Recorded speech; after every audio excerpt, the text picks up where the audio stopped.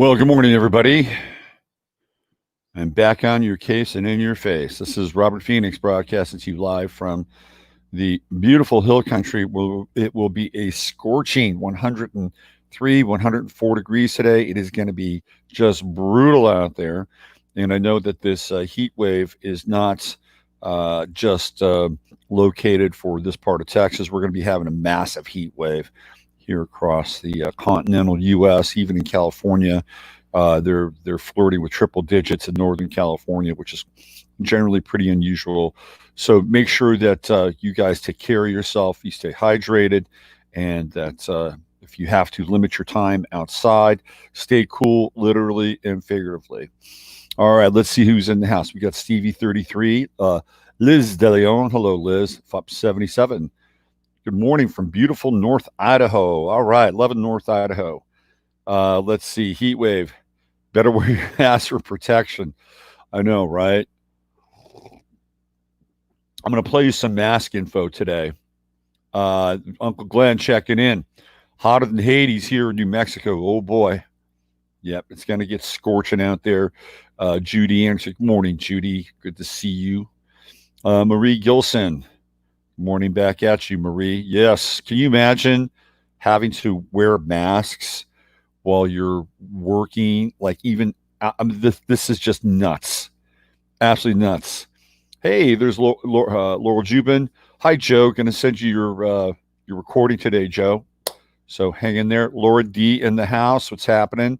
Humidity is awful. Yeah, we're going to get it now. This is going to be. These are the dog days now. We are entering into the dog days, and the dog days. Hi, Shauna. Nice to see you. The dog days are when the dog star Sirius is rising.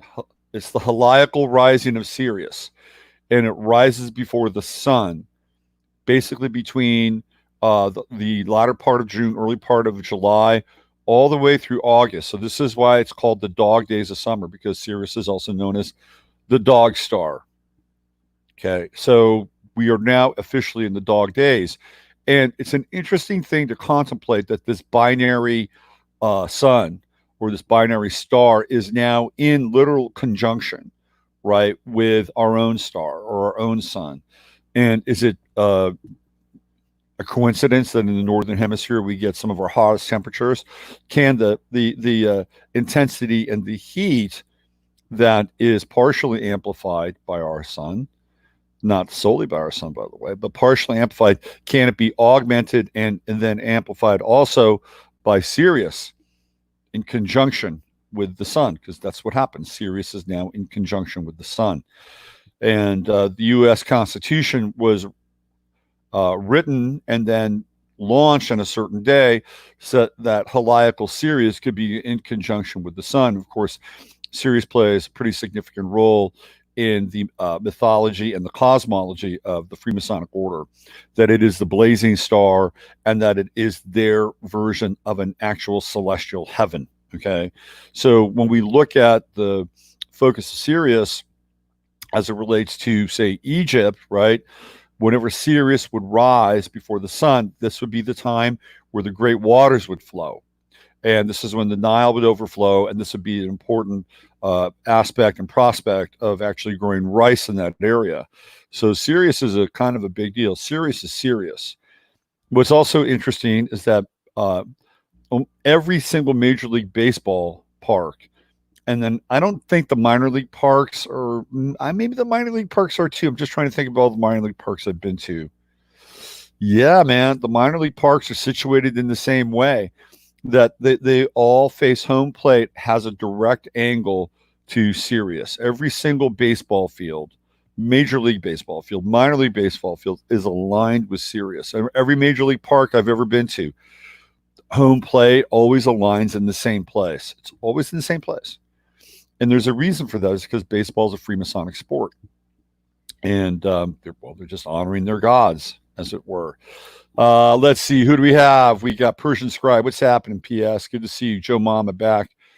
Just watching the latest Mark Devlin video on YouTube. Mark Devlin will be on the show on the 24th of this month. So I'm looking forward to that. I've had a few exchanges with Mark, and we'll have a lot to talk about based on his connection with the music industry and more. And that'll be a really, really good thing. I can't wait, actually. Debisu, what's happening, Debisu? I'm glad you like the show. TG Tamergarth in the house. There's Jimmers. 333. What's going on? Kestrel here, checking in. And then we have, dog days of summer are my favorite. I love hot weather. It's also where my north node is conjunct Sirius. You're serious. Shauna's serious. I have Sirius conjuncting my vertex in my chart. I'm glad you liked last night's show. Covered a lot of ground. I got to say, man, by the time I got to the end of the show last night, I was gassed. I was really, really gassed. I was so tired after that show because of not just the show, but I had a really significant day working around this place. Plus, I did a reading. There's a lot going on yesterday, but I'm not complaining. There's nothing to complain about. I mean, I'm sure there are plenty of things to complain about, but that's not one of them. Mary Black in the house, Justice Moody, Kathy Steen checking in from the great state of South Dakota. Yeah, even the shadow of Mercury retrograde is done. Well, it's time to move forward. It's time to move forward. We got a lot of ground to cover today. Let's see. Anybody else coming in, checking in? We're hitting 67. That's interesting. Well, yeah, the baseball stuff is really interesting. Yard looks fabulous. Do you know where my guard is going? I'll show you where my guard is going to be. I'll show you right here. Okay, it's going to be a fall thing. So that patch of sunshine over there, you see where that's light, that whole area, that's going to be Garden Central right there. That's where the garden's going to be, right over there. Back in that corner, back there, right there, that's where the chickens are going to live. Chickens are going to live back there. And then everything else is, I've got a new kind of idea for working out. So I'm going to have like workout stations back there. I got a bunch of weights. I'm going to put them around and basically do circuits back here. So I get some cardio and also some strength training. That's it. That's the plan for the backyard. Pretty simple. Garden, chickens, aerobic weight training stuff. Sidge in the house. What's going on? Sherry. Hi, Sherry. Reread. Okay, Sherry. Got you covered, Sherry. Craig Simpson. Craig from Radiant Creators checking in from Arizona, the Freedom State. Hi, Craig. Welcome. Thanks for checking in. Radiant Creator. Let's see. I always like working my sometimes physically. I've always dug working in yards, even though it's hard work. I always feel I'm an earth sign, so I feel rejuvenated when I connect with the earth. Are we going to pay to have our straw men fill the MLB seats? It's just ridiculous. Totally ridiculous. And they're basically breaking, minor league baseball, which sucks. Totally sucks. Minor league baseball is so much fun. Anyway, those days are done. They're over. Get over it. They're done. Let's see what else do we have here. Anybody else? Great plan and lifestyle. Yeah, it's like, it's what's on the table right now. It's what's on the table. Yeah, when I was a kid, I used to mow lawns. I used to, get my push mower, and I'd get my edger and a rake, and I used to mow. I didn't have a power mower. I had a push mower. I used to go around to houses, and I'd knock on their door, and I'd ask them if they want their lawn mowed, and people were like, "Yeah, sure," So I did that. I didn't do it all the time. I would go through stretches. And it's like that was the day. Those were the days before the cheap labor showed up, right? Like there were so many opportunities as a kid to make money. You could mow lawns. People were like into it. You could have a paper route, and I did both. I mean, there were things you could do as a kid where you could actually make money. And now, I guess you can make video games and make 10 times as much as what I did pushing a mower around. So canceled our minor league baseball. That's right. What is the name of that team down there? Isn't it called the Isotopes, Uncle Glenn? Isn't that the name of the team, the Isotopes? Interesting. Henry Mackow's got a big article on the fake the fakeness of atomic nuclear bombs, and I'm chiming more in on that, by the way, than not. Okay, let's see. Persian Scribe says my idea for the new Washington NFL nickname team, the Wokeskins, with the logo of a Screaming Hillary supporter. I have a better name for the Washington Redskins. Yours is a good name. I don't want to get all hierarchical and shit. But here's my name for the Washington Redskins. I think they should call their team the Tribe. The Tribe, because number one, the Tribe is really generic. Okay, it is a really, really generic thing. It can be any kind of a tribe. It could be a tribe of Native Americans. It could be a tribe that could consist of people from Africa. It could be a tribe that is in the deep, dark, wild jungles of the Philippines or the deep, dark, wild jungles of Borneo. Tribal is universal.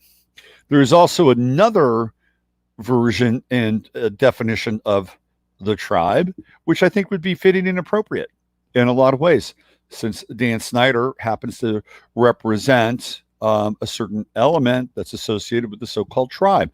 I think the tribe would be a wonderful name for the Washington Tribe. Why not? Everybody's happy, theoretically, but they won't. It'll be some weak ass shit. They'll have to go. Let's say, okay, all right, well, let's think about this now. Can't have anything to do with anything white. Can't have anything to do with anything historical. We can't be a patriot, or can't be a Minuteman or anything like that. What are we going to do? How are we going to name this thing? And they'll come up with some weak ass generic name, whatever that is. I'll be very interested to see what happens with the Kansas City Chiefs. Okay, that's an exalted name. They're Chiefs. That's empowering. How long is University of Nevada, Las Vegas going to be the running Rebels? Oh, it's got Rebel in the name. Hey, Michael, what's happening? The Washington Generals, the team that traveled, the Generals. No, you can't be the Generals now because Generals represent war, right? They represent war. We know that war is an aspect of colonialism, yada, yada, yada, yada, yada. Why don't they call themselves the Washington Paramecium? The Paramecium. There we go. I don't think a paramecium or an amoeba has ever been a mascot. A banana slug. So the two strangest, I think, the two strangest mascots in college sports are the banana slugs and the gooey ducks. The banana slug for UC Santa Cruz, gooey duck for Evergreen College. And there's only one college that has the name Gorillas as a mascot, and I believe it's Pittsburgh State. Not a lot of gorilla representation in mascot world. Baboons, chimpanzees, orangutans, they're just not really represented. Now, don't they have a lobby? Don't they have a lobby that says, you need to represent this animal group because all these other animal groups are represented?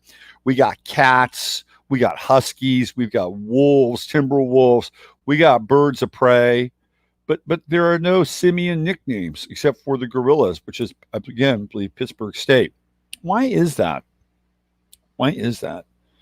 Maybe Washington can take up the cause, and Washington can name their new franchise after one of the neglected simian species.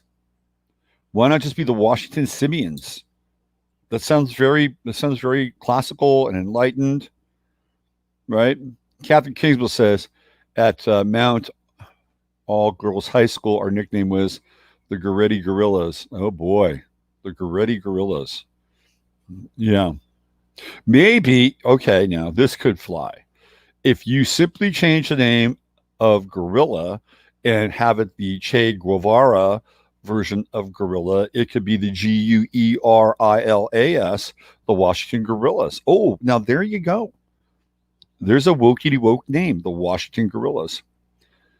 I actually played with some guys on a hockey team. We called ourselves the Nads. Our team chant was "Go Nads." Very funny, Maury. So no more Redskins. Good idea. But then there's the Minnesota Vikings. Well, there's a whole host of names there, Mr. Spiral. What about the New England Patriots?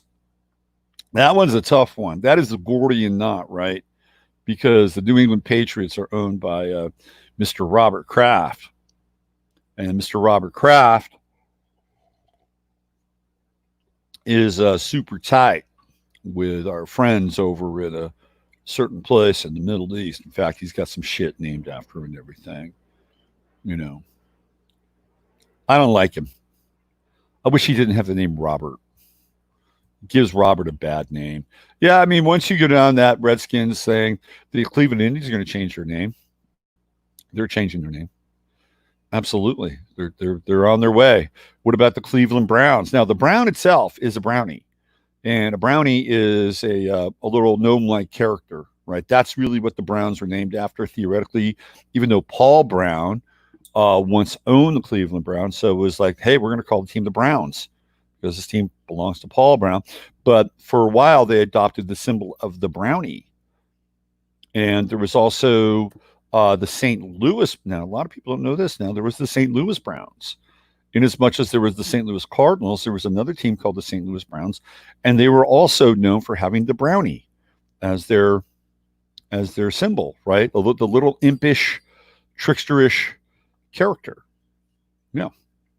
So we could get into the name thing all day. It's just fucking ridiculous. Let's see. Joe says earlier watched a Lindsay Ellis video ripping the musical Rent, and there was a hilarious comment thread about probable coming stage show, romanticizing Corona song suggestions, etc. So cancel culture will basically turn all art into one pointed expression, political. It's just going to be political. You can't have any humor. You can't have any sarcasm. You can't have any irony. You can't have any parody because all those things poke fun. And when you poke fun, invariably somebody's going to get upset and triggered. So cancel culture art is going to be just absolute shit crap. It'll all be ideological, and it is really anything but the expression of art. It's just garbage. Let's see, what do we have here? Why not stop at the nickname? What about the name Washington? George Washington was a rich racist. Oh, trust me, they will wind up going through everything and exercising and omitting whatever they think is. And I imagine at some point they'll even get rid of the word white. I have no doubt that that'll come under fire. That white will be replaced by pale or flesh or pink tone or whatever, right? They just want to exclude any reference to white in the language. And I'm not saying this because, I'm trying to stoke any kind of like pigmentation or color or language war. It's just the ultimate conclusion of things, right? Oh, Caucasian.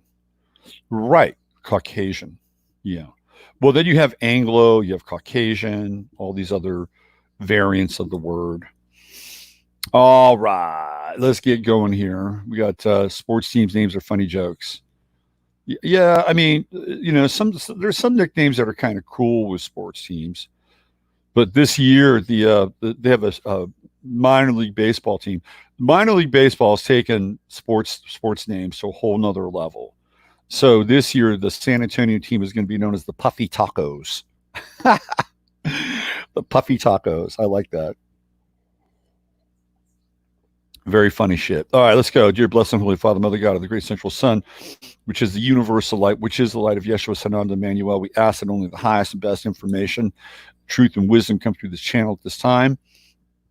And we also ask for the qualities of courage, perspective, patience, endurance, humor, flexibility, heart, faith, empathy, All these things we ask in your name, the Most High.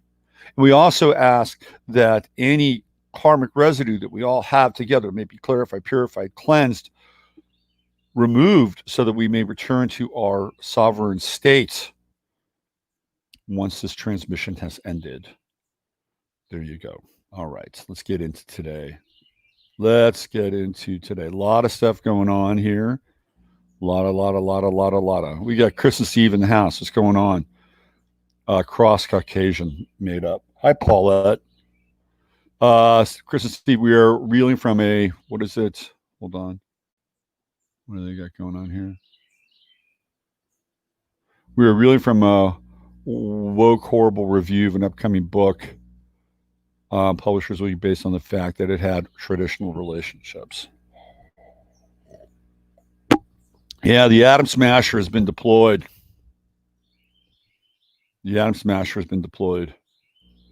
Oh, hey, Katie, nice to see you. Good morning.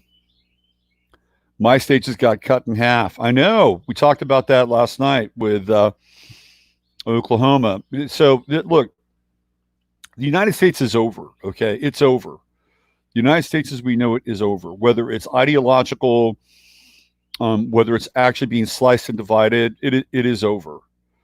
And the reason it's over is because the guy in the White House there has said, we're going to let the states handle this. Unless he's using that as some kind of very dramatic ploy to get reelected, which, certainly is on the table. I think it was a really bad idea. Really bad idea. And I've said this before, the minute the coronavirus hit, Trump should have called a national state of emergency, and he should have declared martial law. He should have declared martial law the moment this stuff started. Like the first case in Washington, that would have been it. It's like, okay, this is it. I'm making an announcement. We're going full martial law. We're going full continuity government. And so what that means is that the borders should close, which they basically are now, by the way, if you haven't figured that out. I'll talk about that. Close all the borders, stop all the flights, all incoming flights. You have, as an American, if you were abroad and you wanted to be home, you would have 72 hours to get on a plane, and the United States government would help you make arrangements, either through commercial airlines or any other airline, and you shut it down. You shut it down. You shut any international travel coming into the states down, okay? So then you have control over, guess what? All 50 states. All 50 states, you are now mandating how this thing is going to go. They're done. They're out of the equation. At the same time, what I would have done is I would have taken control of all the media. In a state of martial law, you can absolutely do it. So that means CNN, MSNBC, Fox, whomever, the networks, they're all broadcasting the same message. There is no message that goes after the people that are actually making the policy. Now, I'm not sure if I would have employed Fauci or Gates or Birx. That's a whole other discussion. I'm just telling you about the mechanisms. All right, I would have made sure at that time that all interstate transit was protected, totally protected. That means that things were getting moving and keeping moving throughout all the states. I also would have made an absolutely major push right in that moment to look at things like pharmaceuticals and all the other essential things that we need in this country to immediately start producing those things here immediately, whatever they are. And like a lot of that stuff, I'm glad probably doesn't get made, whatever. That's a whole different discussion. Would have done that right off the bat. I would have taken over the banks. Now, that means I would have been able to essentially make sure that if any major group was trying to remove money from a bank, that they would stop that. If you were an individual and you still wanted the bank, boom, you could still do that, right? So taking over the communication, taking over the banks, taking over the entire process. And then if I was Trump, again, I would have said, okay, who do we want out of here? Who do we want? Who do we really have the shit on? Let's go get them right now, because you're controlling everything at that point. And just go get them. Just take them out, whatever, these indictments or whatever. Just go get them. Right? Because there couldn't be any real other coverage of that happening. Now, you say that that's cruel or dictatorial. Well, look where we are now. Right? Look where we are now. We're in a cauldron of heaping shit right now, with all these different states doing these different things and inflating the numbers and all this other crap, right? That's what I would have done. And then nobody would have been able to say anything. And it's like, oh, he didn't do enough. He didn't do enough. Now we get the stop, start, stop, start, stop, start, stop, start. And we had to listen to that fraud Fauci for what, 6 weeks, 2 months, whatever, way too long. And that's how you get shit done, right? And then what happens? And what happens is once you flush out the so-called undesirables, and we know that there are undesirables, and they're on both sides of the ledger sheet. And the ones that you don't flush out, you send a big message to them, say, look, this is what happened. Next time you pull any shit, this whole thing is going to go down just the way it went down now. And we got the people that were really immediately on our list. And guess what? You're on our list too. So you either play nice, play ball, or the next crisis that happens, we'll do the same damn thing, right? And then after a month, 6 weeks, after everything is theoretically contained, you lift it up, everybody goes back, and guess what? You've cleaned a bunch of shit up. MSNBC, CNN, all those people can return to their broadcasting, minus a few people, of course, because they're traitorous. And even inside Fox, there's traitors inside in Fox as well. So that's what I would have done. That is absolutely what I would have done. Let's see. Florida cases are in decline for 3 straight days. Do you hear that, MSM? No. What we hear in the MSM is that Florida is the equivalent of bubonic plague Europe during the Black Plague right now. Same here in Texas. Bunch of bullshit.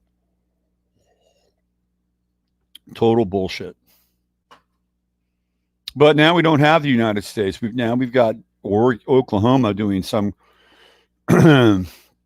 crazy split. Now remember, the feds are in charge of that Indian reservation or those Indian reservations.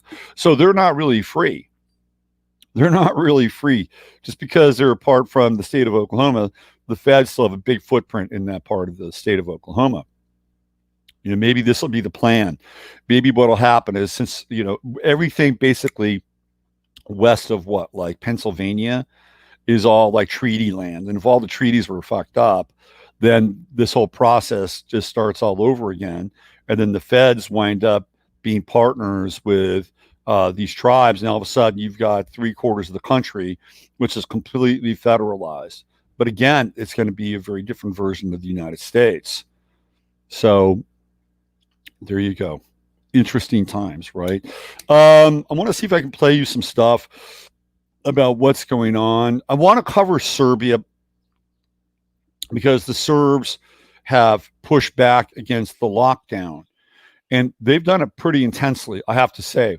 Now, on Sunday night, when we do the show on Sunday night, I'm going to spend a lot of time looking at the Serbian chart. And based on that chart, I should probably actually be living there, to be honest with you.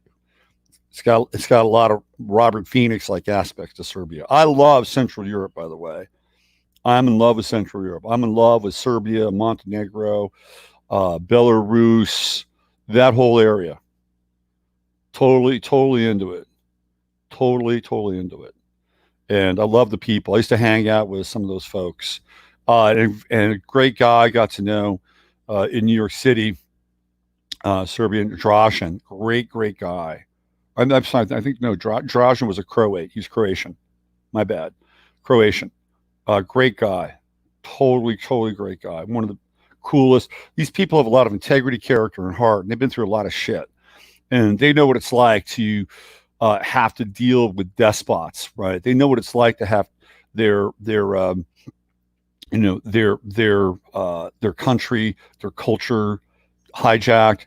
And what's interesting is that Serbia was the place where World War I started, with the theoretical assassination of Franz Ferdinand and Gavril Princip, the guy who was eating the sandwich and plunked Franz Ferdinand. Started World War I. Serbia now very much on the cutting edge, the tip of the spear when it comes to resisting what's happening with the coronavirus. Let me play you some video. I've been wanting to play this for a while now, so you guys can check this out. Let me just go up here, make sure that I've got it. Okay, where is it? Is this it? Yeah, okay. So I'm going to show you like the scenes of what's going on in Serbia. You know, the thing here, and again, I want you to pay attention. This is a homogeneous culture. It's a homogeneous culture. Now, when you have a homogeneous culture, why is that an important thing to note? Well, when you have a homogeneous culture, there aren't a lot of competing interests. Now, I'm not saying that culture has to be homogenous. I'm not saying that at all. If you have an organizing, a philosophical, religious, spiritual organizing principle amongst a group of people who are diverse, then it really, really doesn't matter. And that's one of the things that religion has done for the last theoretical 2020 years, but no longer seems to hold any significant sway in terms of bringing people together under one roof vis-a-vis the same kind of moral code. That's been disintegrated. So now, in an instance like that, where you have a high number or a great deal of diversity, nobody can agree upon one thing, and everybody's competing for their own special interest. And when that happens, there are people who will take advantage of that competition and say, "Oh yeah, hang with us, and we'll make sure that you get everything you need. These other people, don't worry about them. They're not going to get what they need, but you will." And when you do get what you need, we'll just make sure that when voting time comes, you remember what we did for you. Okay? That's how that works. And that's why this idea of making America great again, which is a really just a marketing idea, is offensive to the so-called left or the so-called progressives or the so-called Democrats, because it is an organizing principle.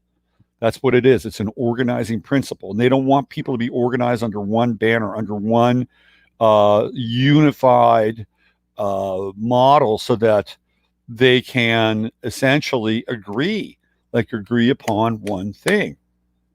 So I'm going to show you some stuff around Serbia. And you're going to see, you'll see what it takes. You'll see what it takes. These are the anti sort of American protests that we've seen, which were not about homogeneity at all. Where are we here? Let me make sure I get the right clip.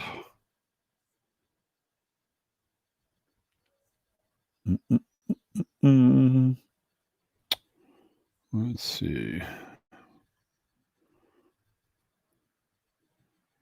There it is. All right, here we go. So this is from RT, Russia Today, and I'm going to show you some photos here. Why don't we just play some video? Let's run this back. Check this out.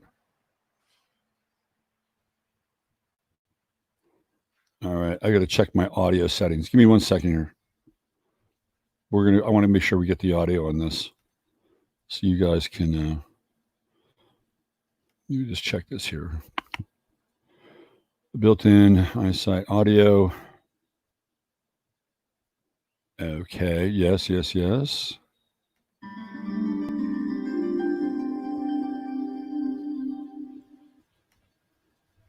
Works for me. Let's try it again.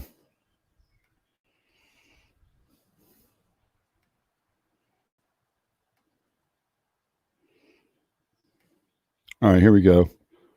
Take 2. And make sure that the audio is up here. There it is. All right.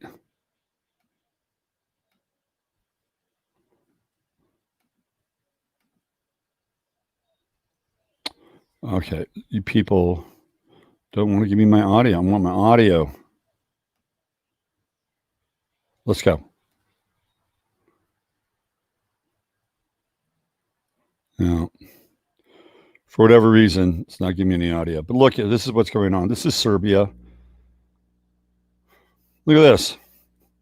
You want to put an end to something? This is what you do.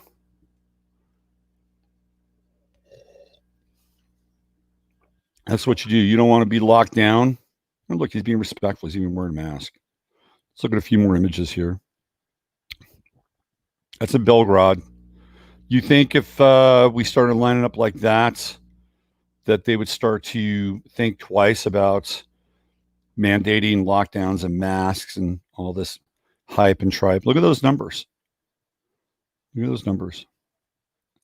What about this? What do we got here?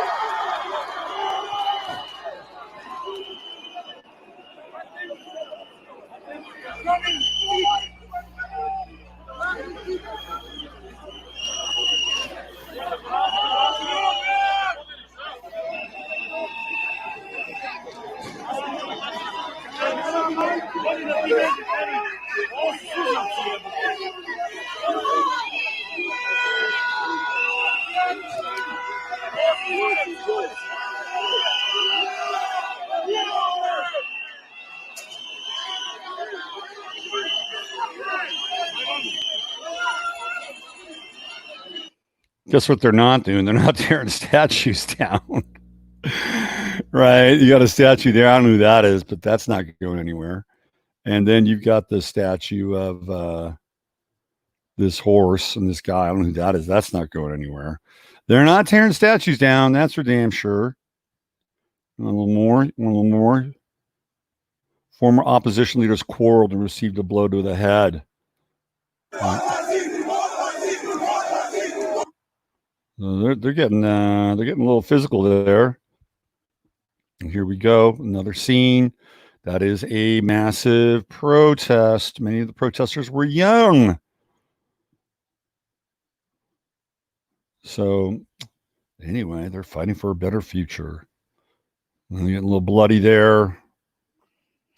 So they have decided that they're not going to lock people down. So we can get this thing to play. All right.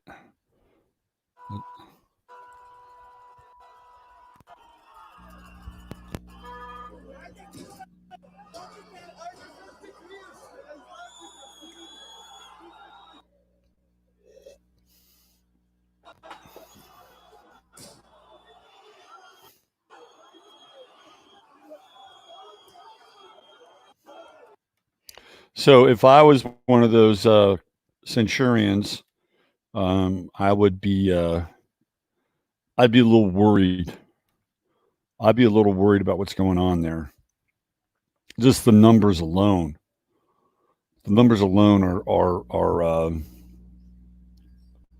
frightening. Just a little bit frightening. All right, let's get back to the old stream there. Let's see what we got. Here we go.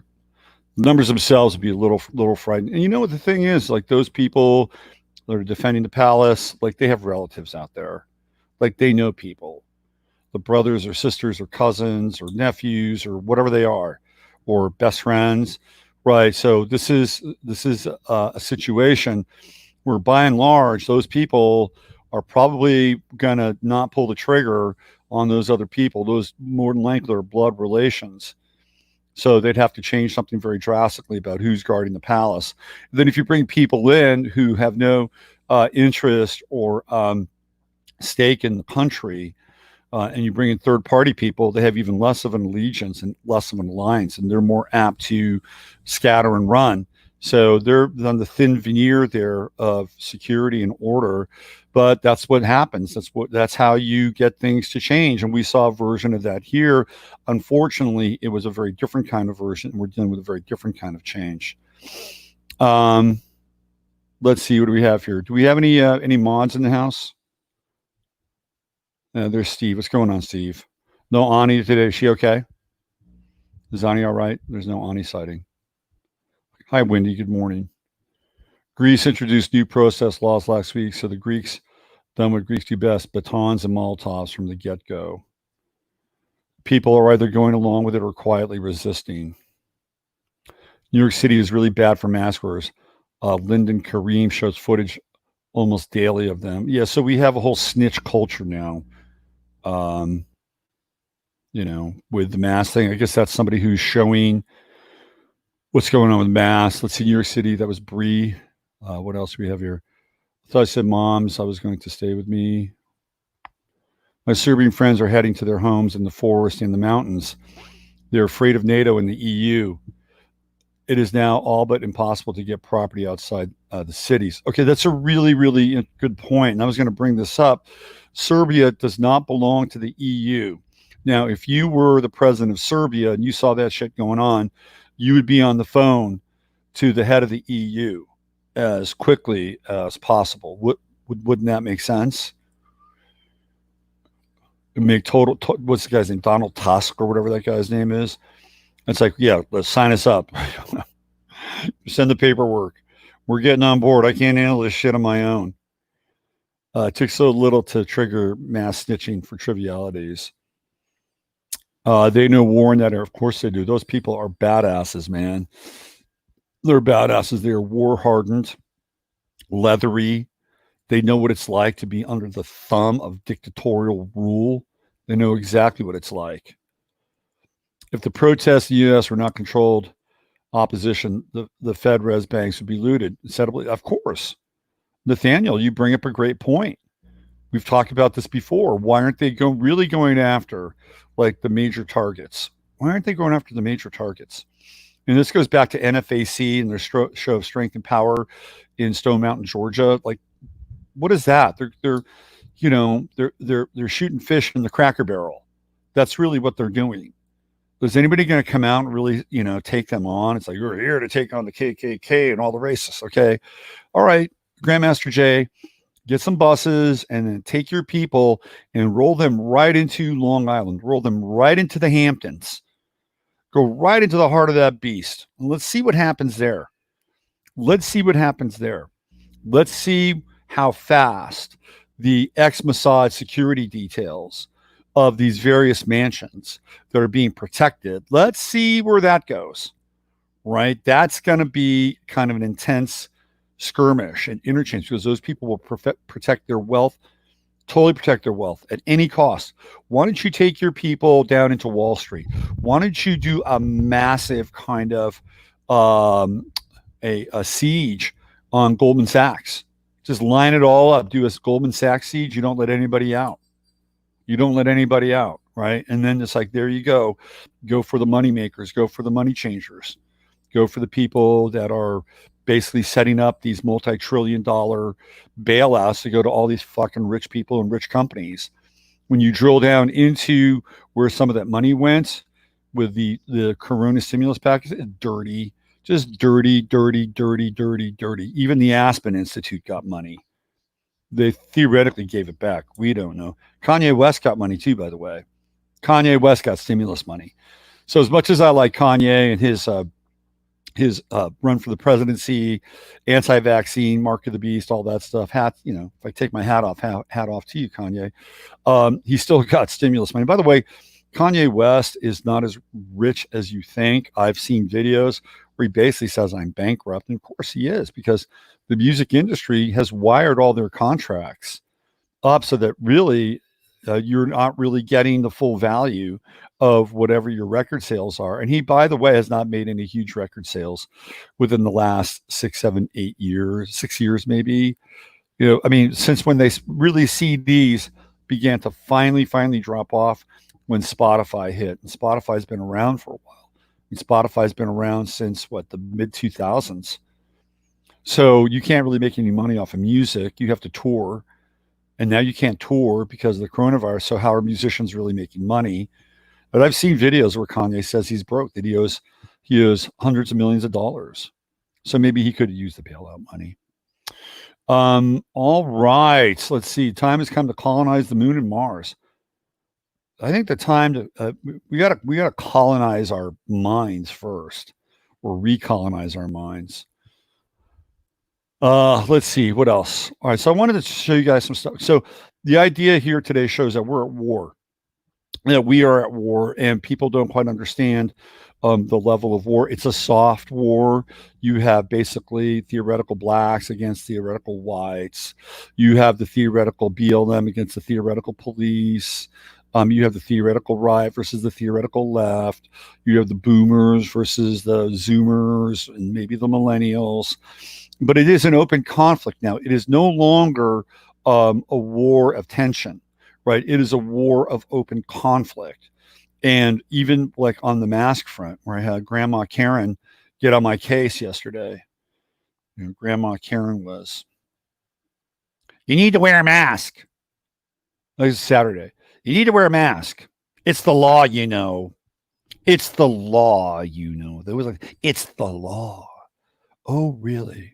It's the law. Right. Who makes those laws? People never really want to go that deep now, do they? Never. Even on the left, you will say people bitch about Trump.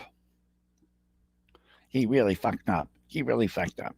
He fucked up the response to the coronavirus. All these deaths are in his hands. It's always on his hands.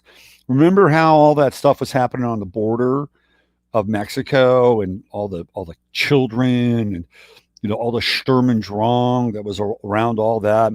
It's on him. It's on him. The women that get raped on the way up from the caravan, it's on him. All these children, it's on him. Where's that now? And it's just like a flash mob. It's a flash mob. It's there for a minute and it goes. Now it's on to the next thing because they're not talking about that now. Oh, not that big of a deal now. I'll tell you what is a big deal though, is that the guy that has that coffee company, the rifle coffee company, they did the GoFundMe to build the border wall in the part of Arizona. So they built this wall. And what's interesting is that they used a company that Trump has been trying to get approved so that they can actually build this wall, right? With this big, beautiful wall. They actually use that company to build this wall because guess what? They got a bunch of GoFundMe money to do this wall. So they needed to spend it. It's in part of Arizona. So they built this wall. And then Trump comes out and says that he didn't really approve of the wall because they did it to make him look bad. Now, he said this, by the way. I'm not making this up. They did it to make him look bad. I don't think that that's the case. I think they did it because they wanted to get fucking something done. The problem with the wall is that on the southern border, there's a lot of private property there. So building a wall through private property can be theoretically problematic for the owner of the property. Now, the scuttlebutt is that a lot of that private property is actually connected either directly or indirectly to human traffickers and the drug trade. So they're allowed to come through in that area, in those areas, actually store stuff, hide people, right? And in a lot of those areas, the police on both sides of the border are totally corrupt and they're totally paid off. That's what happens. So there's a reason why there are people on the border, either because they have their property rights and they don't want the government messing with them, or they're actually a strategic location so that this thing that happens vis-a-vis across the border is not messed with. So their business interests are intact. So it's a complicated situation, tricky situation. Here in Texas, if they wanted to, they could go eminent domain all the way across the border. They could do that if they want. Texas has very powerful eminent domain laws. And this is how George Bush, by the way, became president or had a controlling share in the Texas Rangers, the baseball team. Essentially, what happened was that they passed this eminent domain law on the area where the baseball stadium was located. And they basically said, look, man, we're going to take this shit over and you're not going to be able to do anything about it, which is what they do, right? But here's an opportunity for you is that you'll be able to keep part of the team and the stadium. You just let little Georgie Porgy Pudding Pie get in on the mix and be part owner. That's what happened. And then Tom Hicks came in, and Tom Hicks wound up running the Rangers. He ran them right into the ground. Made the most stupid signing of all time with Alex Rodriguez, A-Rod, huge amount of money, right? He spent a shit ton of money. But Tom Hicks was also connected to, was it the was it the Clear Channel? Clear Channel. That was Tom Hicks's thing. Clear Channel Communications. Anyway, that's a rabbit hole, but that's how things get done in Texas. Here in the Hill Country, there are two things that are happening. One, we have a big pipeline that's basically going from the Odessa area right through the Hill Country, right through Wimberley, all the way through to Houston. And people have just bitched and moaned and tried to get that thing stopped and couldn't do it. That is Kinder Morgan project, very powerful. And they want to run a bypass around this town so that the big trucks don't come through the town. Look, I get it on some level, but it's going to run through property that people have owned in their family for years. And TxDOT and the state of Texas will say, look, what's your property worth? Looks like your property's worth about 4.5 mil. Well, we'll give you $800,000. That's what'll happen. And you either take it or we're just going to just come in and dismantle anything anyway. And this is the downside of the eminent domain stuff. And in the state of Texas, the reason why it's so powerful is because it's linked to oil and it's linked to gas. And the basically the law states that if there is an economic opportunity that has to do with oil and or gas, then the eminent domain becomes the vehicle or the agency to acquire the land for the overall betterment of Texas and the economy. That's why it exists here and has been such a weapon. It's been weaponized. So anyway, there's your eminent domain stuff. So if they wanted to, anywhere in Texas, they could say, this is eminent domain. We're taking over. Now, am I in favor of that? Not really. I'm not really in favor of that because I don't want the government to have that much of an influence in our lives. I just don't. The challenge with the immigration stuff is and always has been to make where they live better. Okay, to make where they live a better place so that they don't want to leave. They like it there. They have family there. They have, history there, right? Make it better. So they look, and by the way the United States is going, Mexico's looking a lot better right now. Is it not?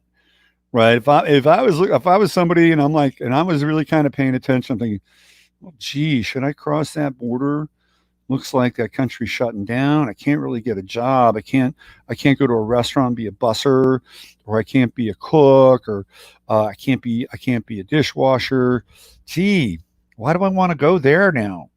Right? So maybe the absolute best tool to limit immigration is to make the United States a shittier place to be. Maybe that's really what's going on here. We'll just turn it into a one big dump so that somebody else's country looks way better by comparison. Way better. Well, yeah, we're not going to go. Kind of like it here.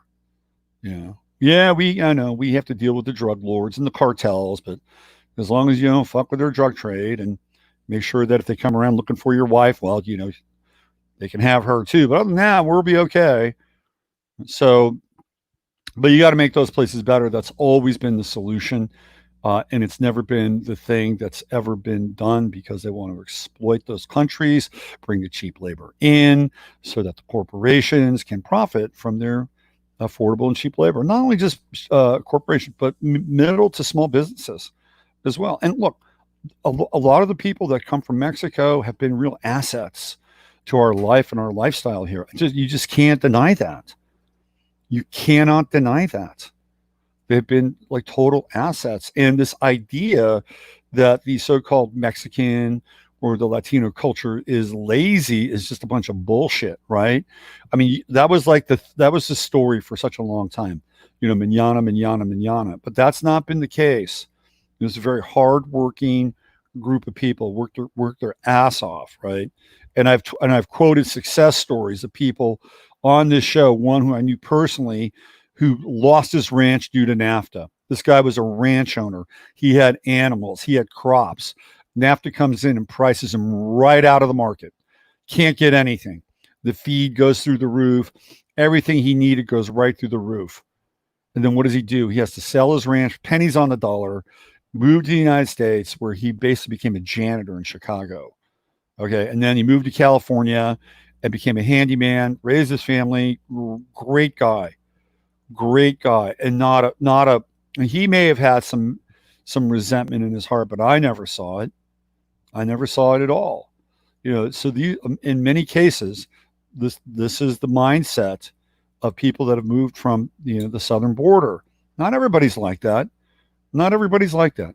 There are people who are, in sort of the drug or the gang territory, which is a whole other thing, right? And there are gangs of every stripe. So anyway, there's my little rant and dissertation on the whole border thing. But why would Trump say that, though? It's like, why would he say that it was making him look bad? Of course it's making you look bad because you can't resolve anything. We're going to have a big, beautiful wall. And guess what? Mexico is going to pay for it. That is a big check to write. That is a really big check to write. And unfortunately, it's not being cashed. That's just the way it is. Now we have Trump wearing the mask. And who knows? Maybe it's, 50D chest. He's wearing the mask.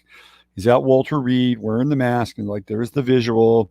All you Trump lovers and non-mask wearers. Oh, there's your commander in chief. I get it. Like, he's at a hospital, blah, blah, blah, blah, blah, blah, blah. Okay. And maybe he's doing all these things to, not fight directly against the system, which makes a lot of sense in some ways. Like, you can't go head on. He's entered into a partnership with Bill Gates with this Gavi for the vaccine. That's part of the record now. Operation Warp Speed. So again, there's this idea that we're at war, and there are people like that are kind of firmly inside the Trump camp.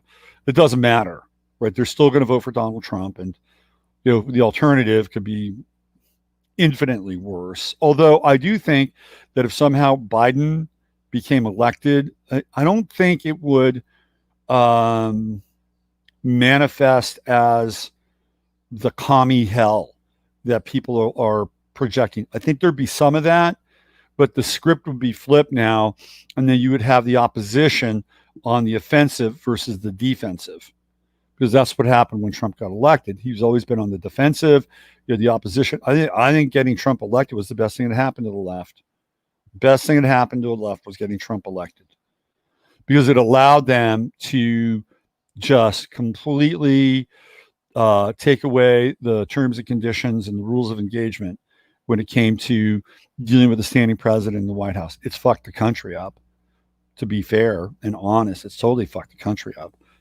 But if Hillary had been president, I've talked about this before, then the shoe would have been on the other foot, and there would have been a huge amount of pressure on the other side against Hillary. And would she have been able to do what she needed to get done or wanted to get done? The answer to that is question mark. We don't know. We don't know. But it's always better to be on the offensive than it is to be on the defensive. And the only time it's good to be on the defensive is when you create a siege situation, because that's a defensive tactic. So what I mean by a siege situation is when you have like with Attila the Hun.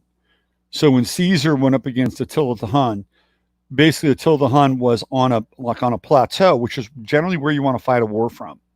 Like, it's harder for your enemy to scale a plateau.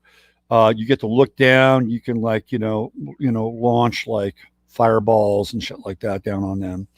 But what Caesar did is he essentially created a siege around that plateau so that Attila's people could not leave. So they were starving them out, right? That's what a siege is. And it is a defensive maneuver. And right now, the United States of America and the West are under siege. We're under siege. So what's happening means that, guess what? Your movement is limited, which it is in many places, many spaces, many cases. You've got to wear a mask in order to move around. Okay, that is part of a siege mentality. Number two, supplies are limited. Toilet paper, whatever. Supplies are limited. Apparently very hard to get a bicycle. I haven't looked into it, but that's the word in the street. So you see where we see the siege mentality? It's like they're cutting things off.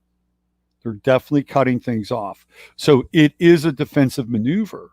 It's a defensive maneuver. And then eventually what happens is that the so-called enemy or the so-called threat has to move out of their safe zone and then begin to cross the lines of the siege. And then what happens is that they're just waiting for them and picking them off when that occurs. So we are a country, we're a culture that is under siege currently. Now, I don't know if you're paying attention, but most of the passport offices are either closed or limited. So if you have a passport, you want to get a passport, you want to have your passport reissued, good luck on that. It's going to be very, very difficult. Very, very, very difficult. Okay, that's number one. Number two, try going to Europe. Are they going to let you in Europe? No. There are other countries where they're not going to allow you to go. That's not, and I know because I have clients in other countries. It's another aspect of the siege mentality. So now we're locked in. So we're definitely under siege. This is what's going on. But that's the only way that a defensive maneuver is kind of the best one. Retreat can be an interesting defensive maneuver if you're leading the people that are on the offensive into an ambush or a trap. That's another strategy defensively that you can practice in war. But you have to have, the end game that's waiting for the oncoming aggressors and then using their aggression against them. There you go, a little war tactics, a little war strategy. But here we are. We're just people trying to get by, do our best, assert our God-given rights to be free and sovereign people, and not use other people to establish what those rights are. Those rights are not established at the expense of another. They are not. Those rights are valuable and available for everyone. For everyone. This is where it's at, right? So this is where we have to understand that the strategy for our own expression, our own experience, comes right home to each and every individual. So I'm going to play you a few more kind of clips to show you kind of the level of the so-called war that we're at this point in time.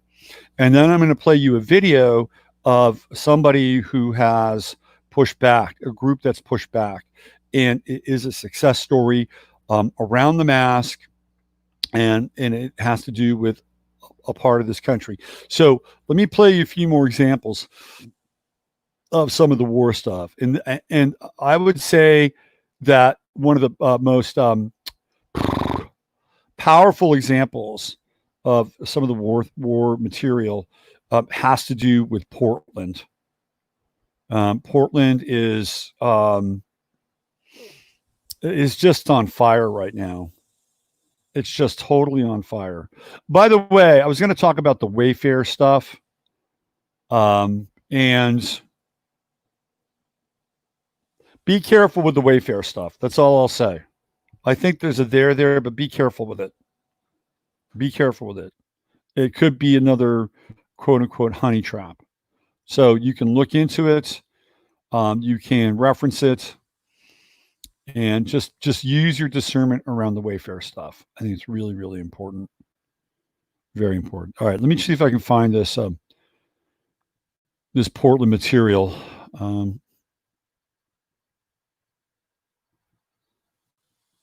So Polish president wins election.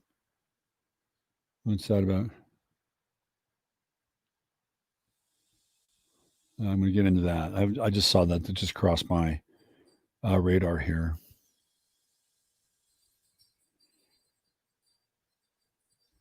All right, hold on.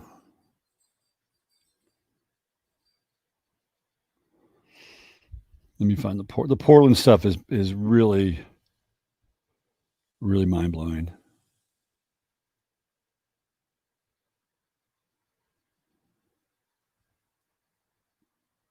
Okay. The vaccine stuff, you've got to really, really watch out for. Okay, this is interesting.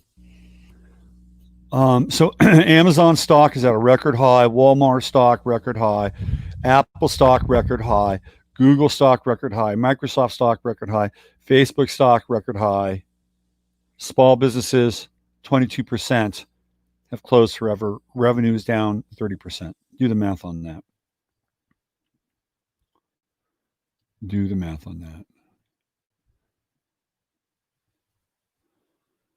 Okay, let me just find this Portland shit. It's around here somewhere.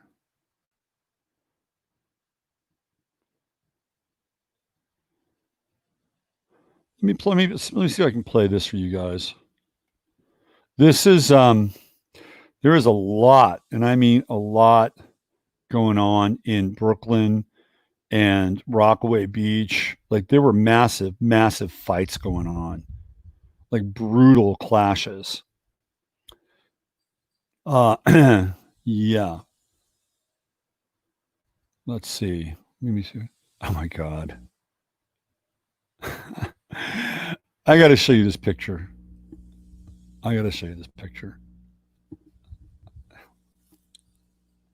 So Canada apparently has its own version of Tony Fauci.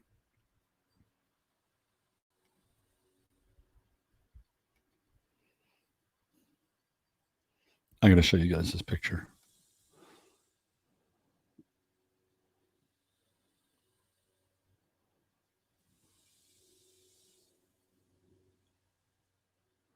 Where is it?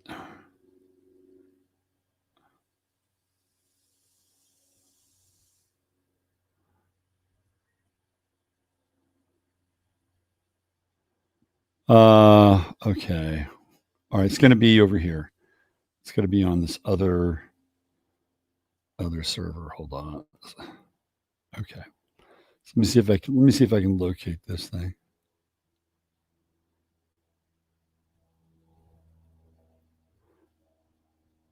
So Canada's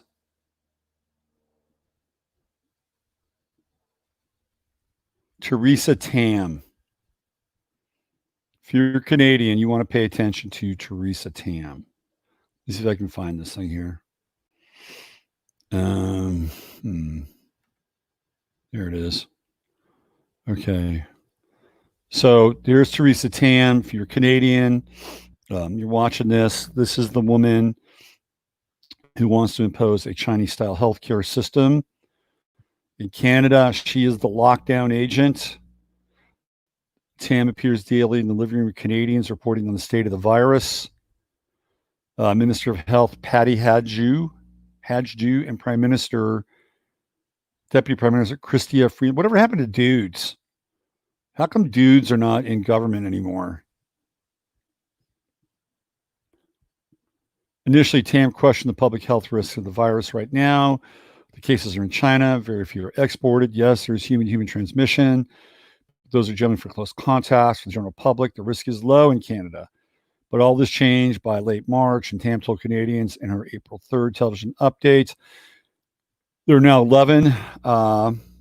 747 cases of COVID-19, 150 deaths, blah, blah, blah, blah, blah, blah, and must consider that anyone could be infected.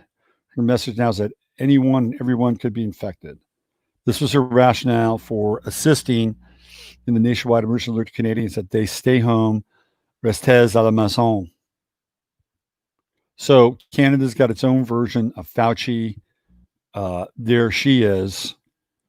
And they're everywhere. All these agents of the states are everywhere. Okay, let me see if I can find you the stuff from Portland, which will blow your mind. What's going on in Portland?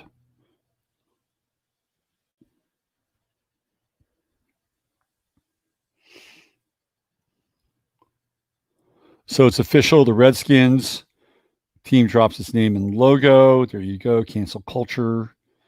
Chalk up another victory for cancel culture. Let's see if I can do this. Where is this? I swear to God, the stuff that goes on in our our world is just nuts. This is the kind of the war culture that we're living in now. You got to see this. I mean, I have not seen this yet. I'm just crossing my path.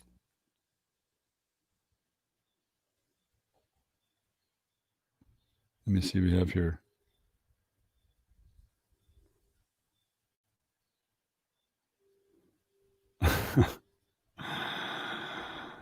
Okay. So I'm just throwing this up fresh. I have not filtered this at all, but I feel like you guys should be able to have a taste of what's going on, because this goes right back into that 1968 version of Chiron in Aries, when hijackings were they were a hijackings were like an unofficial sport during that period of time. So check this out. As reported in the Seattle Times, a fellow passenger, let's do this. Hold on, let's start at the beginning. An Alaska Airlines flight was forced to return to its destination this weekend after a passenger became unruly. The flight taking off from Seattle Tacoma, heading to Chicago, had to turn back just minutes into the flight and made a safe return to SeaTac. Flying in the middle of a pandemic is nerve-wracking enough with all the checks and health forms and mask wearing going on. What's not going to make anyone feel any better is getting death threats from another passenger on board. For an Airbus full of Chicago-bound passengers, however, this is precisely what happened. Shortly after taking off on Saturday night, the plane load of passengers were subjected to what has to be one of the most terrifying incidents any passenger could imagine. As reported in the Seattle Times, a fellow passenger, considerably wearing his mask, begins walking up the aisle of the aircraft. And he says, "I will kill everybody on this plane unless you accept Jesus was a black man." Shall we watch a little of this? See what happens? Everybody on this plane, you do not accept Jesus was a black man. So everybody, I will kill everybody except it. Die in the name of Jesus! Give a chair. Die in the name of, get in the chair. Get in the chair, stay there. Do you understand?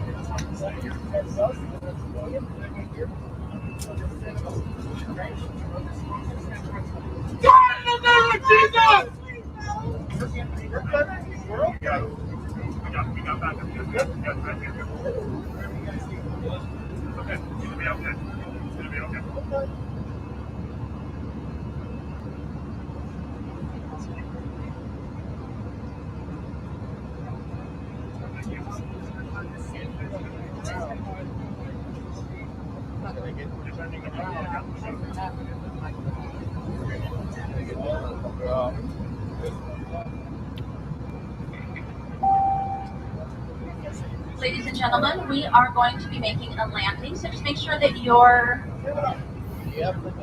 seatbelts are fastened and your items are stowed. We'll be landing at the nearest possible airport. We have everything under control. If you need help, let us know. You're here for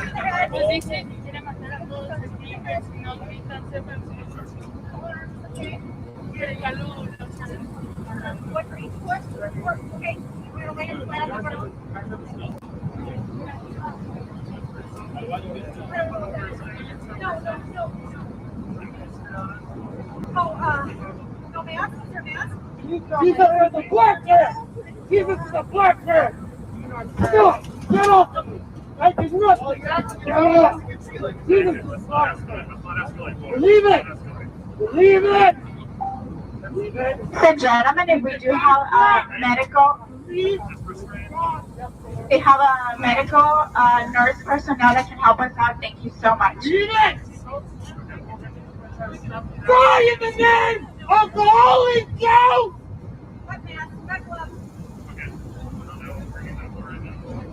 So, I'm going to try to get you. I'm going to have you do is hold it by your shoulders. Alright? We're going to have to scoot it back. I'll get one leg, you get the other leg. You're going to get the other leg. What we're going to do is we're going to cross it. What we're going to do is cross it so we can control his legs on before he's learning to go on his hands. Alright, we got you.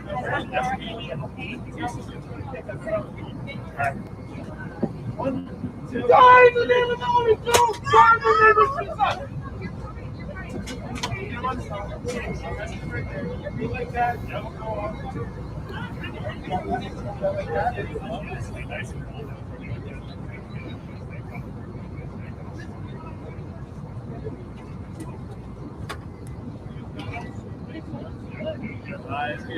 Where's the emergency exit? We don't want to have them near an emergency exit. No, I think it's like two Two behind. Okay, good. It's 2 rows back. 2 rows, right? Yeah, 2 rows back.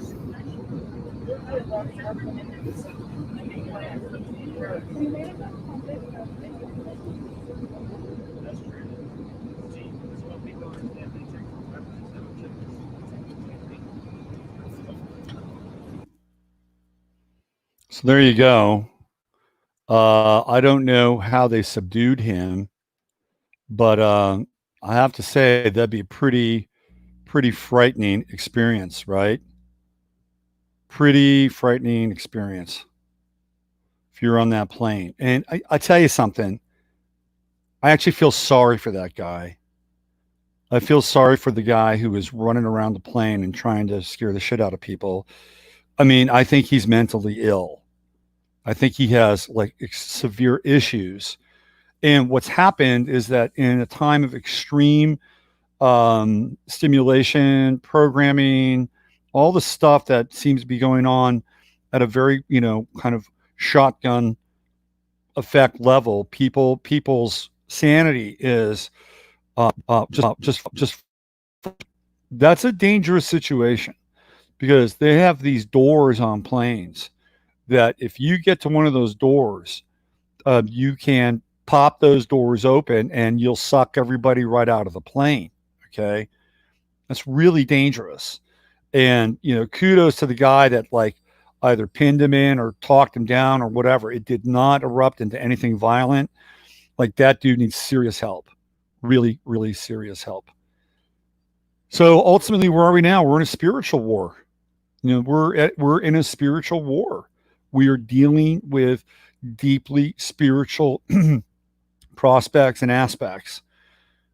And I don't think it's too far of a stretch to say that we're also dealing with people who appear to be demonically possessed at times. And when you see a lot of these rioters or protesters, they appear to be demonically possessed. And then there are people on the other side now who are starting to fight back a bit. And are they demonically possessed as well? What happens to them in the spirit of confrontation, in the spirit of violence? These are really big questions we have to ask ourselves. The airplane doors aren't open. The plane is pressurized. Thanks, Tamara, for clarifying that. But it's still a dangerous situation. Yes, there was an off-duty cop and he pinned him down. Yeah, I'm glad Chad is funny. I don't think his black, brown, white Jesus would approve his behavior. Michael, that is so spot on. It's true. Jesus wouldn't approve of that. Come on now. Theoretically, that's not what you want to do. You don't want to strike fear into the heart of people. But we're in a spiritual war, big time. This is a big, big spiritual war. Big time. All right, let me show you a few other things here that really got my attention over the last 24 hours. I want to show you the crowds that assembled in Rockaway Beach. Richard shoot me a video. I'll have to look at that later. Let me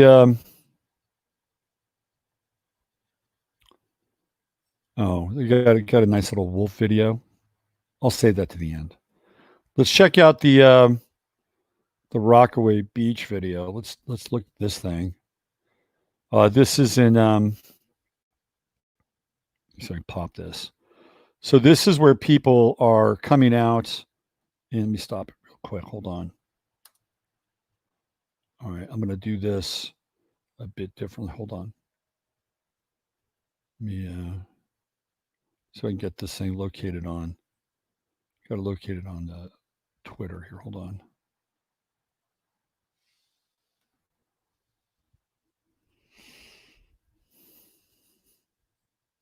I have to have my stealth ways to get into Twitter because they banned me on one of my accounts. I do have a bit of a stealth way. It takes a little bit of maneuvering. Let's put it that way. Give me 1 second. Come on, you could do it. You can pop for me. Okay, so let's look at what the pushback looks like here.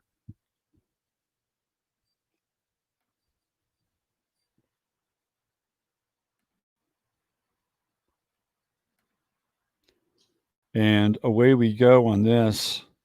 Here is it looks like a drone shot. These are all people who are standing up for, the Blue Lives Matter stuff, whatever, right? Support for the NYPD. No matter what you think of the PD, those guys are getting a pretty fucking raw deal. Those are pretty significant numbers. Okay, let's just do it again. Let's pop it. Let's make it larger screen. See what it looks like on a larger screen. Here we go.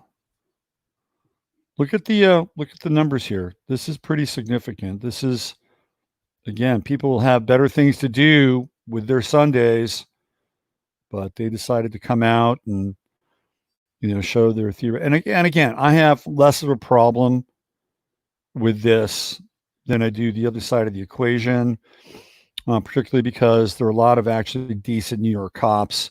At least 5 or 6 of them lost their lives because they got to see and have a peek into Anthony Weiner's laptop. Right, those guys were New York cops. There you go. Notice that there's a lot of people here and not a lot of people over here.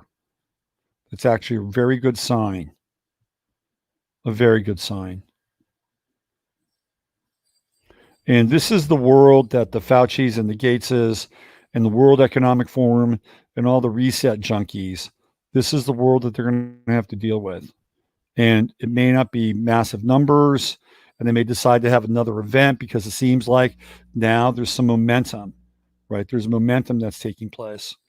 And the momentum that's taking place usually has repercussions because that's what we saw last time. So get ready for the next thing, whatever the next thing is, okay? So I'm going to, there are plenty of good cops. There are good cops and there are bad cops. There are bad cops. There are bad cops. There are bad police departments. Again, I was at the Tea Party meeting last week just to hang out with them, see what they're up to. And we had the local sheriff there in town. And he is not enforcing the mask rule. He's not. He was there hanging out. And I was walking up to one of the gals there at the information table, and she was selling books by various sheriffs. And I said, look, you want to reform police and you get rid of the police and you just deputize all the police and you make the sheriffs the de facto kind of enforcement agency or protection group. And she pulled up a book and says, that's exactly what this book is talking about. It's exactly what it's saying. You can solve it real easy because you have to have accountability. And the sheriff is accountable. He's an elected official. He's an elected official. There has to be accountability.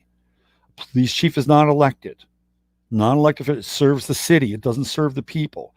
Just like the city manager, right? The city manager serves the city, doesn't serve the people. A city manager position should be abolished in every city unless it's an electable position. And the city managers are the henchmen of Agenda 21 and Agenda 2030. That's what they're there to do. And they do it in a very kind of clandestine fashion. All right. So I'm going to leave you with a couple of feel goods, which I like to do. Couple feel goods that I'd like to leave you with. The first feel good is Orange County, through their intense pressure on the local city government, they have removed the city's mask mandate. Now they're still dealing with Herr Newsom, but they actually forced their local government to abandon the mask position. So I'm going to play you that clip, and I'm not well. I don't know if I can get volume on it. That's the only thing. I may not be able to get volume because it's on a different browser. So let me just see if I can try this. Let's see if I can try this. So I want you to hear what this woman has to say. It's a really, really good message. So let me go back here, and it's a Twitter thing, and I have to. Oh, it's YouTube. Here we go. We got a YouTube site in here. Let me get the YouTube link, and I'll throw it up on the other browser so you can all watch it. And then I got a really, really good feel-good story about animals and our really great connection with the animal kingdom. So give me 1 sec here. About 4 minutes of your time. So it's a 4 minutes that you want to invest in. By the way, if you send me a video, a lot of people send me videos. I'm not going to discourage you sending me videos. Please summarize what the video is saying. It's very important. You could take 3 or 4 sentences. Please summarize it. And the reason I'm asking you to summarize the videos you send me is, one, it helps you actually cogitate the information and put it into about a 4-sentence data packet that you can share with other people. Right?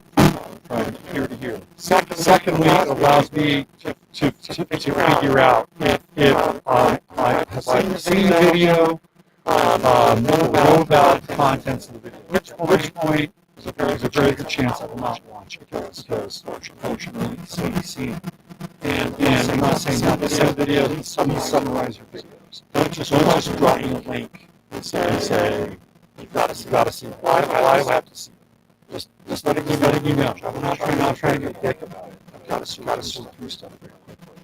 So let me do this. Plus it's good. It's good practice in a lot of ways because you to summarize content, your subject matter.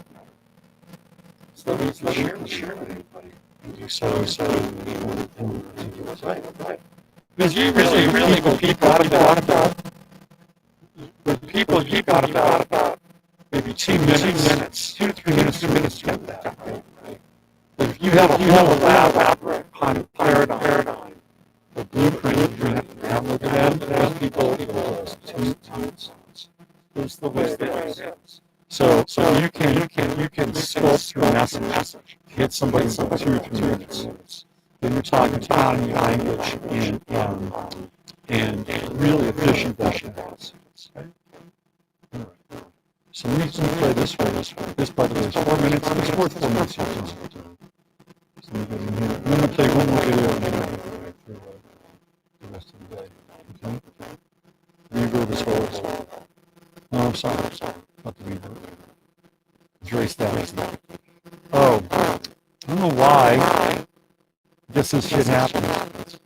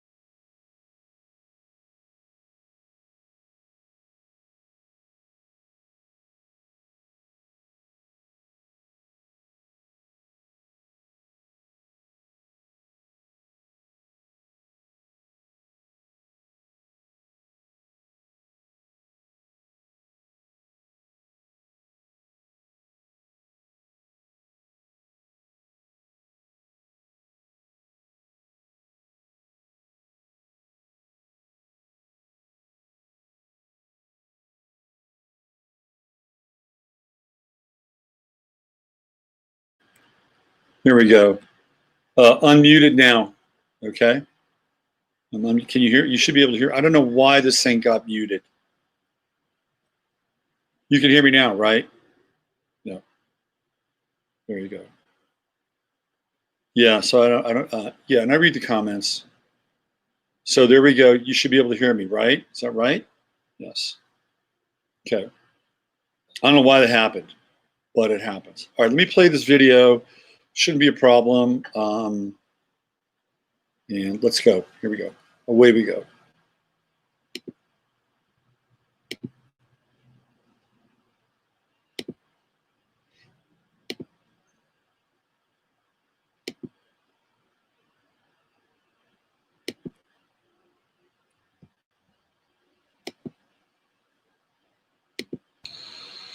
Hey friends, it's Peggy Hall here with the best news ever.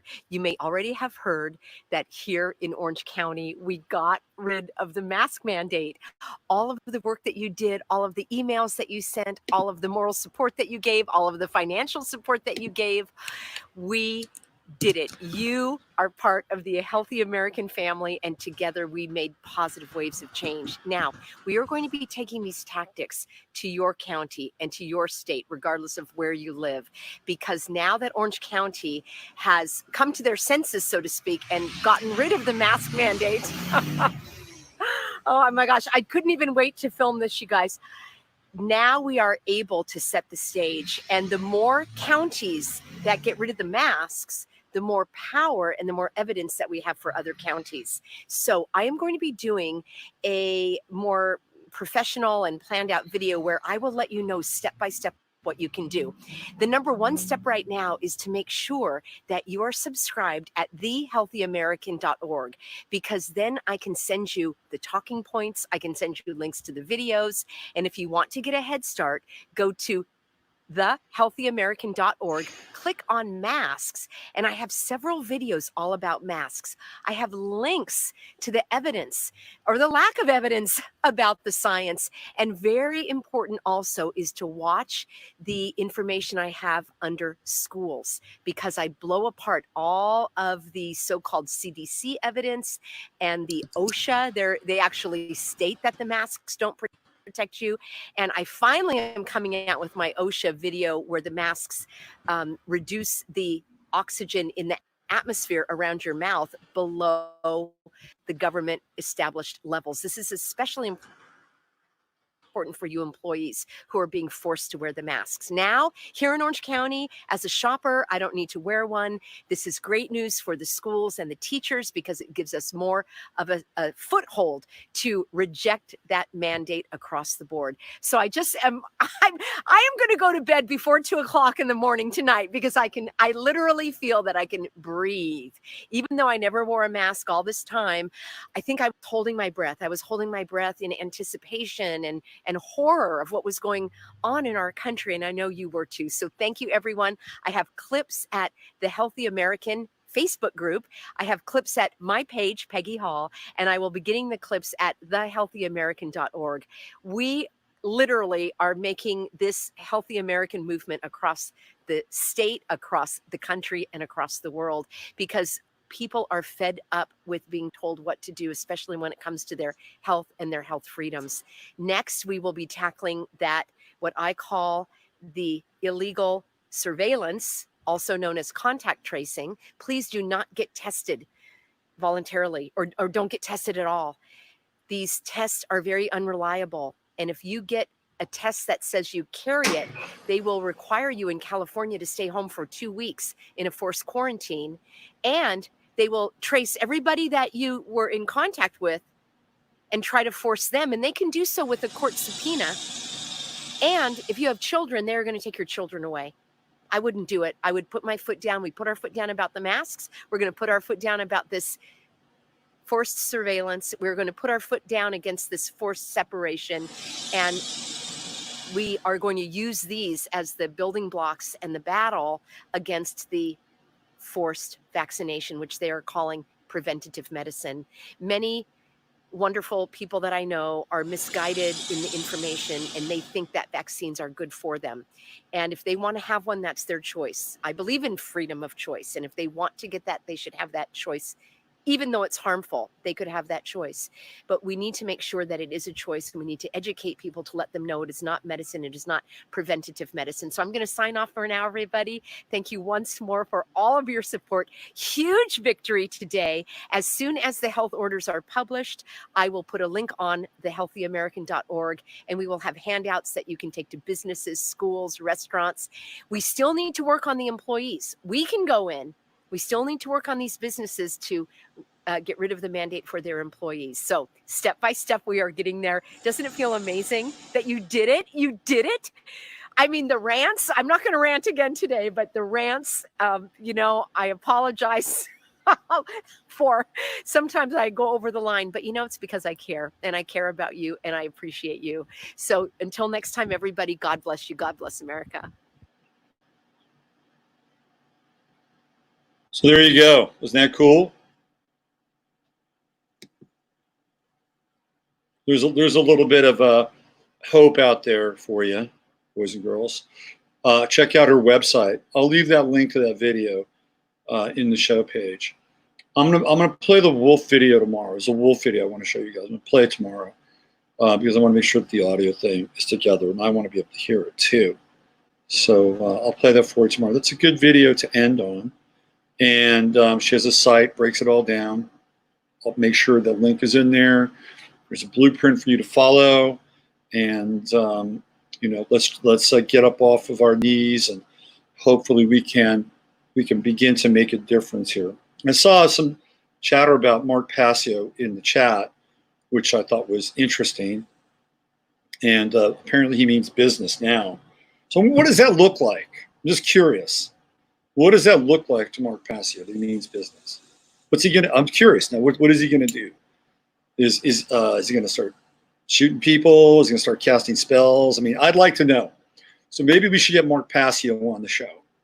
Steve apparently has a very strong connection with him. So let's see if we can get him on the show, and let's find out what meaning business is to Mark Passio. Or maybe he doesn't want to share it and wants to keep it on the down low. But I'd love to get him on the show. Let's find out what it means to mean business. Okay, so Steve, there you go. You've got a mission at hand.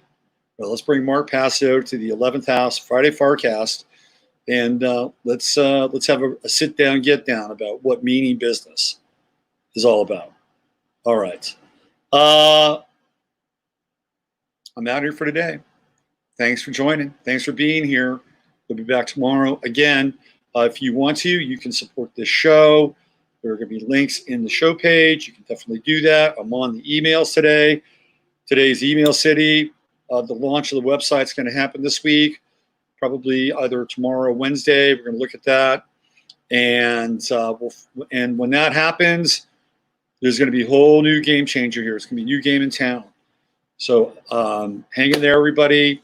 We got great new things coming. And everybody in the backlog, I promise I will get to you. Promise I will get to you. Okay? That's it. Use your head to discern what's real, your heart to say what's possible. And in a time of war, live peacefully. But always, always be aware of your surroundings. Always be aware of your surroundings. Always look around and see what's going on. And try to put pieces together without being paranoid. Blessings to you all. Love you all. I'll be back tomorrow. Bye for now.